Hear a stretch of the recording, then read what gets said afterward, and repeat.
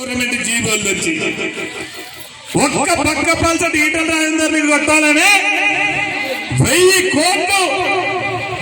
కోట్లు ఈ నియోజకవర్గంలో పంచిపెట్టినమ్మా. గుంపులు గుంపులుగా ఏమొస్తాయి?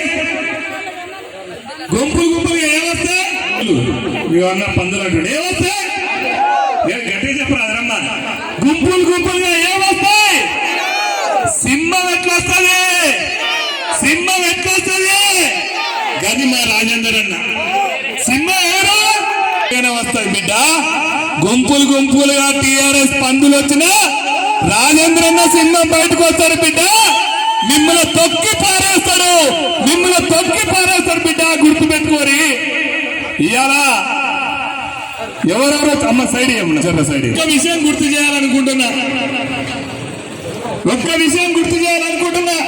ఈ రోడ్లు ఎవరు వేపించారక్క? అక్క మీరు చెప్పాలి సమాధానం. రోడ్లు ఎవరు వేపించారు? సపోర్ట్ చేయలేదక్క. ఎవరు వేపించారు రోడ్లు? ఇప్పించారు. ఈ కరెంట్ తీగలు ఎవరు వేపించారు? గారు స్కూల్ ఎవరు కట్టించారు? లైట్లు ఎవరు వేపించారు? వాడి నోట్లో మన్ను పోయా, వాని ఇంట తినం చేయ, వాని మొలతాడు దెబ్బ. వాడు ఏమంటాడు? ఈటల రాజేందర్ ఏం చేయట్లేదట.